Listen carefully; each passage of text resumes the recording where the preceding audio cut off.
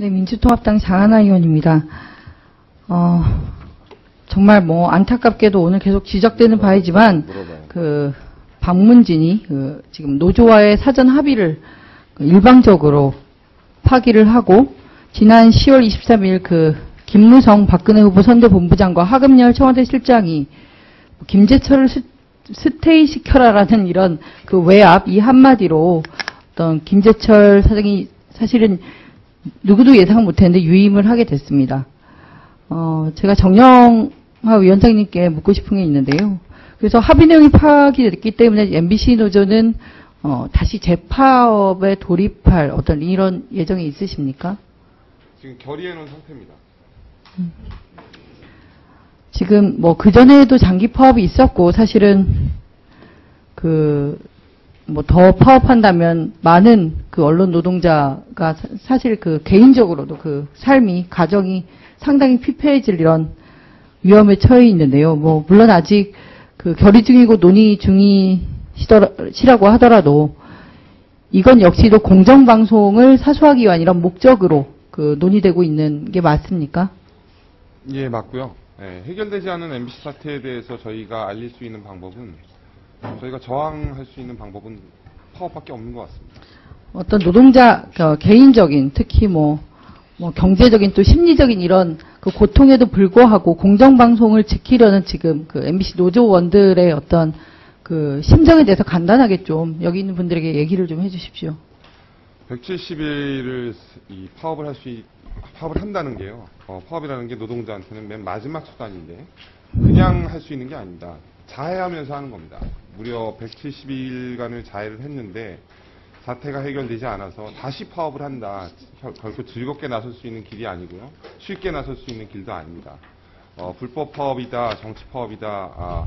이렇게 이제 이 MBC 노조나 또 MBC를 이상하게 보시는 분들이 저희를 매도하고 있지만 이 대다수의 국민들은 저희가 그렇게 저항하는 것에 대한 의미, 또 총선 대선을 공정하게 치르려고 하는 의지, 또 올해같이 이 두 개 선거가 한꺼번에 이어지는 해에 불편부당한 보도가 너무도 중요한 이 대한민국 역사를 가를 수 있는 이런 해에 MBC 노동조합이 말하려고 하는 게 뭔지를 국민들은 알고 있다고 생각하기 때문에 어려운 길이지만 그렇게 걸어왔고요. 저희 굴하지 않고 또 저희 목소리 낼 겁니다. 이번에는 어떤 조정 절차를 거치고 적법한 파업, 그러니까 쟁의 행위로 파업을 진행해 나가실 예정입니까? 합법이냐 불법이냐의 문제는 법정에서 판결이 나오면 그 판결을 존중하고 저희가 따를 겁니다. 하지만 이렇게 중체대한 시기에 법적인 논쟁 때문에 저희가 저항하고 저희가 말하려고 하는 게 말문이 막힌다면 그것조차 옳지 않은 선택이라고 저는 생각하기 때문에 저희 구성원들과 함께 현재 풀리지 않은 MBC 사태를 알릴 수 있는 방법을 최대한 찾아 나갈 것입니다. 네, 알겠습니다. 아까 고용노동부 장관께서는 어떤 김재철이라는 어떤 공영방송 사장이 적격, 부적격에 대해서는 이제 박문진이 판단할 내용이기 때문에 공식적인 입장을 말씀하시기 좀 곤란하다고 이렇게 답변을 해 주셨습니다. 그렇다면, 하금열 청와대 실장이 박문진의 어떤 김재철을 스테이시켜라는 어떤 이런 외압을 한 가한 부분에 대해서는 고위공직자로서 어떻게 평가를 하십니까? 예. 그 부분에 대해서도 제가 확인한 바가 없습니다. 사실인지 아닌지 모르기 때문에 가정법을 전제로 답변 드리는 것은 옳지 않다고 생각합니다. 사실인지 아닌지 아직 확인이 안 되기 때문에 가정법도 불가능하다? 가정법을 전제로 말씀드리는 것은 고용노동부 장관으로서는 옳지 않다고 생각합니다. 네, 알겠습니다. 큰 기대하고 저도 질문을 드린 건 아닙니다. 일단은 모든 국민들이 많이 알고도 계시지만 저는 MBC가 지금은 공영방송으로 되어 있지만 최초에는 어떤 서울 MBC, 부산 MBC 그리고 부산일보 이렇게 민간 기업으로 알고 있는데 사실입니까? 정영화 증인에게 묻겠습니다. 예, 처음 출발은 그랬습니다. 현재 소유 구조는 어떻습니까? 박문진이 70%의 재원을 가지고 있고 정수양학회가 30% 소유하고 있는 공적인 재단이 대주주인 상황이고요. 87년 민주화 이후에 현재 체제가 완성이 된 겁니다. 지금 부정하는 세력도 분명히 있긴 하지만, 소위 정수장학회가 MBC의 소유권을 갖게 되는 과정에서, 어떤 민간의 어떤 사유 재산을 좀 불법적으로 이렇게 뺏었다는 이런 주장을 들어보신 바 있을 것이고요. 또 정수장학회 이름이, 박정희 전 대통령의, 이름에서 정자를 따오고, 유경수, 전 영부인의 이름에서 숫자를 따온 정수장학회라는 거를, 온 국민이 많이 알고 있습니다. 그래서 저는 사실, 박근혜 후보 선대본 측에서는, 사실, 좀 과한 표현일지 모르지만, MBC라는 작물, 그 자체가 사실은 눈에 까지고 시한폭탄으로 저는 봤을 거라고 생각을 하고, 그렇기 때문에 어떤 외압이라는 좀 무리한 부도덕한 방법, 그런 것도 불사하지 않았나. 그리고 새누리당 의원들께서도 사실은 이런 청문회에 가능하면 가급적이면 좀 동참을 하셔서 질의는 하시는 이런 모습을 보였어야 되는데, 이렇게 누가 만든 반쪽짜리 청문회인지 모르겠지만 오늘 청문회 내내 모습을 보이지 않는 것으로 생각합니다. 그거는 좀 변명의 여지가 없는, 사실은 숨기고 싶은 이런 문제가 MBC 그 자체 존재에 있다. 그리고 MBC의 어떤 입을 틀어막지 않으면 그 내용이 선거에 적나라하게 드러날 것이다. 그런 생각도 저는 해봅니다. 이 어떤 MBC의 소유 구조의 어떤 변화의 문제, 그리고 정권, 그리고 박근혜 후보의 관계 문제에 있어서 MBC의 어떤 지금 임직원이랑 노조 위원장으로서 간단하게 설명해 주실 수 있겠습니까? 제가 질의 요지를 정확히 못 알아들었는데 예. 네, 지금 현재 정수장학회가 30% 지분을 갖고 있고 박문진이 70% 지분을 갖고 있는데 그간에도 아주 많은 소유 구조의 변화는 있었습니다. 근데 지금 현재 MBC의 소유 구조에 대해서 그리고 박근혜 후보와 정수장학회라는 어떤 재단의 관계에 대해서 MBC의 노조 위원장으로서 좀 평가를 간단히 해주실 수가 있을까요? 그 자체의 부당성에 대해서. 87년에 만들어진 현재 박문진 체제요. 70% 대주주의 정수학회 30%가 지난 과거의 문제가 크게 두드러지지 않았던 건 운영을 잘 해서이기 때문입니다. 어떤 여러 정권이 들어섰었는데요.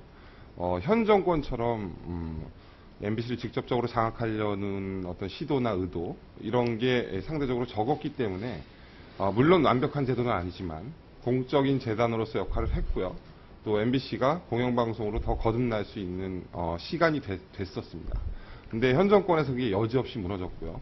그래서 다 이구동성으로 유력 새 후보께서 다 법제도 개편하겠다고 말씀하신 거 아닙니까? 현 정권에서 문제를 다 인정하신 겁니다. 공이새 후보 다 이 지상파 방송의 중립적인 운영에 대해서 언급을 하셨습니다. 법제도라는 걸로 언급을 하신 거고요. 내년에 국회에서 바뀌겠죠.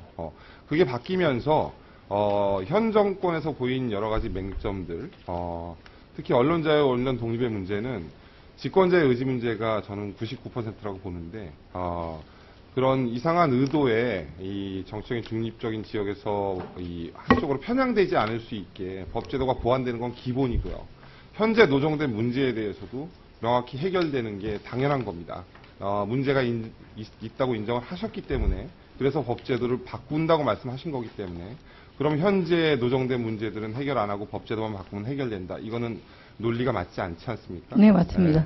네. 법제도 의 개선에 앞서서 저는 일단은 정수장학회가 30%의 지분을 갖고 네. 있는 부분에 대해서의 어떤 평가를 좀 내려주셨으면 했던 것이고요. 네. 그리고 둘째는 오늘 최필립 증인도 불출석했지만 한 3줄짜리로 아주 무성의한 이런 불출석 사유서를 제출했던데 왜 최필립 증인이 이 자리에 나왔어야 하고 또 의혹으로 제기되고 있는 민영화 기도의 부분, 여기에 대해서도 왜 MBC가 민영화돼서는 안 되는가, 또는 최필립 후보가 최필립 증인이 오늘 왜 안 나왔을까에 대해서도 간단히 위원장으로서 말씀 좀 부탁드립니다. 정상학회를 통한 논란은 클리어하게 가시지 않았고요. 또 박근혜 후보가 얘기하는 것처럼 국민들이 생각하지 않고 있습니다. 해법은 여러 가지가 있을 수가 있는데요. 정치학회 자체가 진짜 공익재단으로 명실상부하게 국민들이 다 인정할 수 있는 부일재단에서 부일재단을 강탈했다라고 하는 건 법원에서 이미 판결이 나온 거 아닙니까?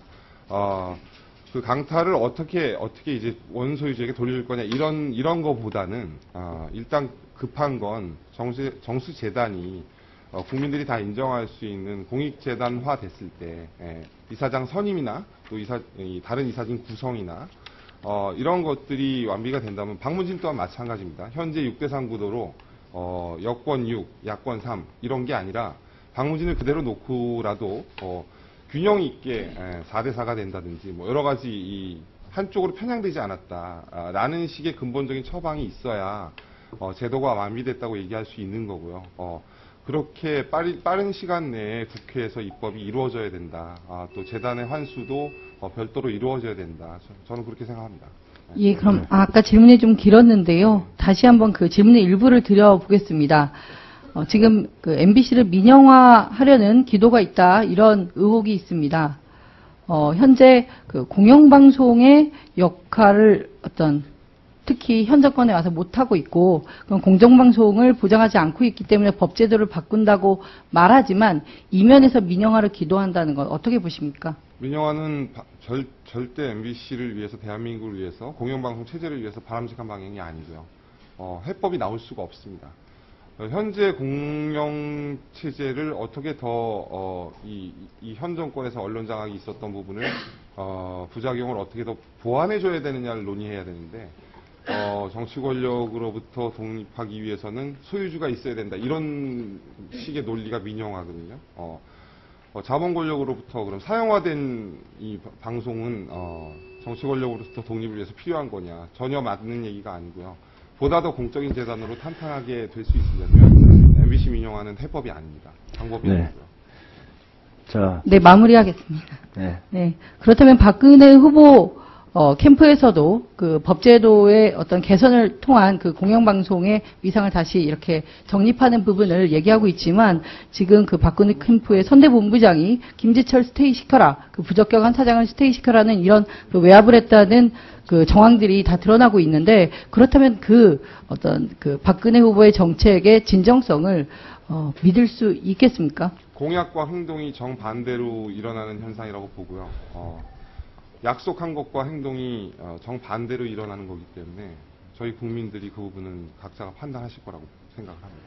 네, 사실은 그 방문진이 당초 결정대로 지금이라도 김재철 유임에 대해서 바로 잡는 이런 빠른 대처를 해서 MBC 노출한 일이 없기만을 간절히 바라고 또 그간 그 국민의 알 권리와 공정방송 사슬을 위해서 이렇게 정말 헌신적으로 투쟁해오신 또 위원장이야 모든 조합원 분들께 정말 다시 한번 국민의 한 사람으로서 감사를 드리면서 제 질의를 마치도록 하겠습니다. 이상입니다.